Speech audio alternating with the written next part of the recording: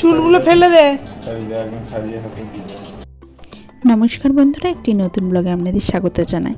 আজ রবিবার, সেই উপলক্ষে বাড়িতে বানা হয়েছিল চিকেন বিরিয়ানি। বেশ অনেক দিন বাদ একদম ঝরঝর দারুণ স্বাদের বিরিয়ানি বানানো হয়েছিল।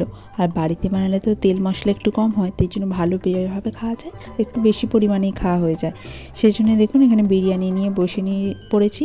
আর তার সঙ্গে ছিল একদম দারুণ সুন্দর করে ভেজে সেদ্ধ আলুগুলো দারুণ সেদ্ধ হয়েছিল, তাই খেতে আরও দুর্দান্ত লাগছিল। আর সেই সঙ্গে দেখুন ঝরঝরে রাইস, তার সঙ্গে চিকেন তো রয়েইছে। আর নিয়ে নিয়েছিলাম কিছুটা পরিমাণে পেঁয়াজটা আসতে দেরি হচ্ছিলো, তাই তাড়াতাড়ি ভাবলাম কিছুটা অল্প শুধুমুখী খেয়ে নিই, তারপর বাকিটা পেঁয়াজ দিয়ে খাবো। অন্য কিছু এখানে হয়নি, তবু বেশ খেতে হয়েছিল।